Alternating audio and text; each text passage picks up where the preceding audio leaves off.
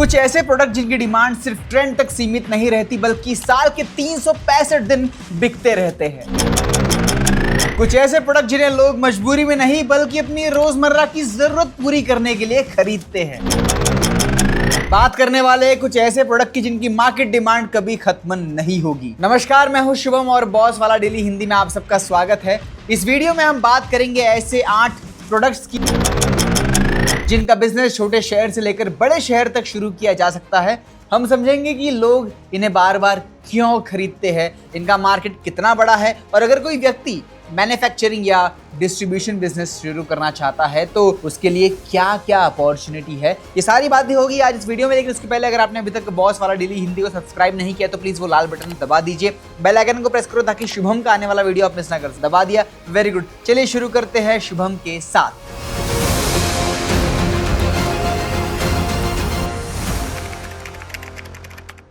हमारा सबसे पहला प्रोडक्ट है टिश्यू पेपर और हाइजीन प्रोडक्ट्स का। आज के समय में हाइजीन पर लोगों का ध्यान पहले से ज्यादा जो है वो बढ़ चुका है।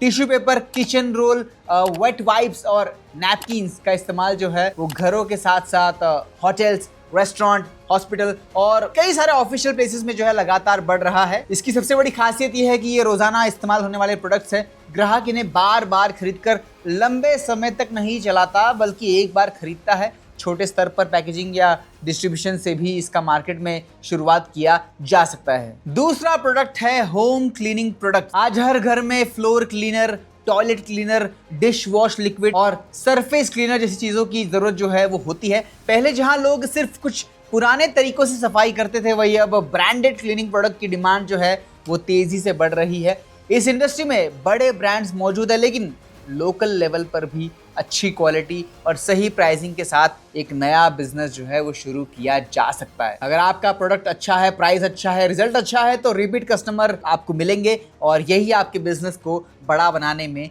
मदद करेगा। तीसरा प्रोडक्ट है पर्सनल केयर प्रोडक्ट्स। साबुन, शैम्पू, हेयर ऑयल और बॉडी केयर प्रोडक्ट जैसी कैटेगरी है जिनकी डिमांड पूरे साल बनी रहती है। हर व्यक्ति अपनी डेली रूटीन में इसका इस्तेमाल करता ही है। खास बात यह है कि आज कंज्यूमर सिर्फ बड़े ब्रांड तक सीमित नहीं है बल्कि वो herbal, natural, budget friendly products को भी तेजी से जो है पसंद कर रहे हैं। यही वजह है कि नए एंटरप्रेन्योर्स के लिए इस मार्केट में कई अपॉर्चुनिटीज मौजूद है। चौथा प्रोडक्ट है एनिमल फीड यानी पशुओं का चारा। भारत में डेयरी फार्मिंग और लाइव स्टॉक सेक्टर बहुत तेजी से बढ़ रहा है। किसान अपने पशुओं के लिए रोजाना फीड, मिनरल मिक्सचर और अन्य न्यूट्रिशन प्रोडक्ट्स खरीदते हैं। इस मार्केट की डिमांड गांवों और छोटे शहरों में लगातार बनी रहती है। अगर कोई व्यक्ति मैन्युफैक्चरिंग या सप्लाई चेन बिजनेस करना चाहता है तो एनिमल फीड एक ऐसा क्षेत्र है जहां रेगुलर कस्टमर उसे मिल सकता है, तो आप इस बिजनेस पर भी ध्यान दे सकते हैं। पांचवा प्रोडक्ट है electrical switches and wiring accessories. आज हर घर, दुकान और ऑफिस में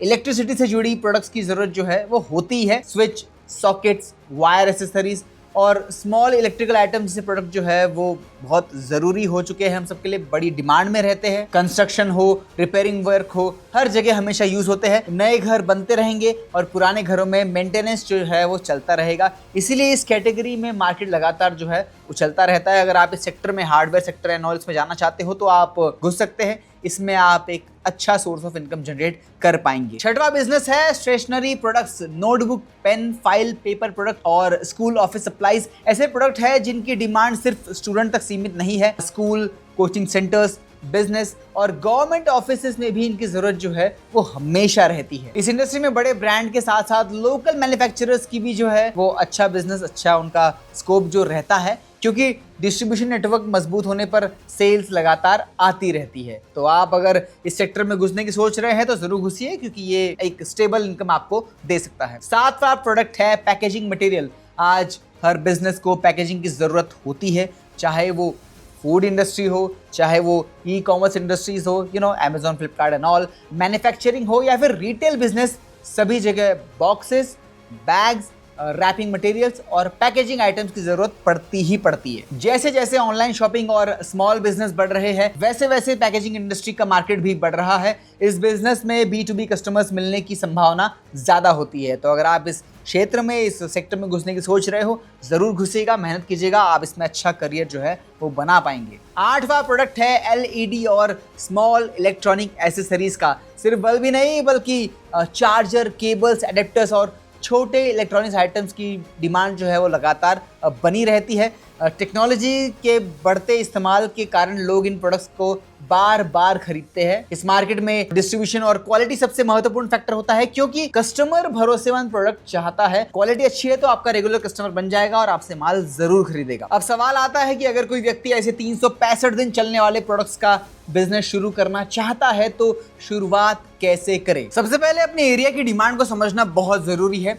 हर प्रोडक्ट हर जगह समान तरीके से नहीं चलता। कुछ प्रोडक्ट्स गांव में जल्दी बिक जाते हैं और कुछ शहरों में बिकते हैं। इसलिए पहले मार्केट सर्वे करो और देखो कि आपके आसपास कौन से प्रोडक्ट की ज्यादा जरूरत है। दूसरा सबसे जरूरी कदम है सही सप्लायर और quality control. Low quality product से शुरुआत करने पर कंज्यूमर जो है वो दोबारा वापस नहीं आता है। लॉन्ग टर्म बिजनेस वही बनता है जहां क्वालिटी और ट्रस्ट दोनों मजबूत। तीसरा कदम है डिस्ट्रीब्यूशन नेटवर्क बनाना। कई लोग सिर्फ प्रोडक्ट बनाने पर ध्यान देते हैं, लेकिन असली ग्रोथ सेल्स चैनल से आती है। रिटेलर्स, होलसेलर्स और डायरेक्ट कस्टमर तक पहुंच बनाना बिजनेस को बड़ा बनाता है। अगर कोई व्यक्ति मैन्युफैक्चरिंग शुरू करना चाहता है तो उसे बिजनेस रजिस्ट्रेशन, लाइसेंस और जरूरी कंप्लायंस को समझना जरूरी है। बहुत इंपॉर्टेंट हो जाता है इस बिजनेस में।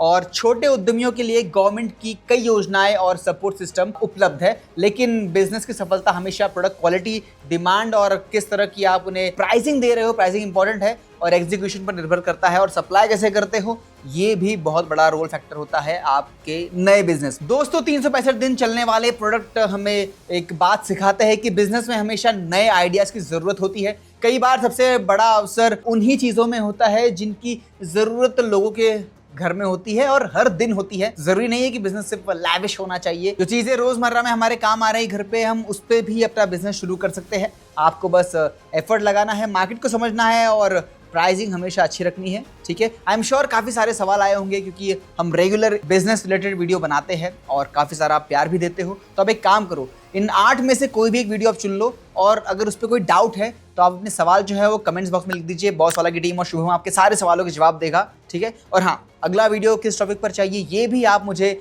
कमेंट में बता सकते हो। आप टॉपिक लिखिए, मैं उस पर वीडियो जरूर बनाऊंगा। फिलहाल अगर अभी तक आपने बॉस वाला डेली हिंदी को सब्सक्राइब नहीं किया तो प्लीज वो लाल बटन दबा दीजिए, बेल आइकन को प्रेस करो ताकि शुभम का आने वाला वीडियो आप मिस ना कर सके।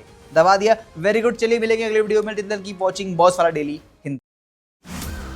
ब्रांड पार्टनरशिप्स और एडवर्टाइजिंग इंक्वायरीज के लिए ईमेल कीजिए brand@bosswala.com या व्हाट्सएप कीजिए 9108014192 पर। बॉस वाला, बी द बॉस।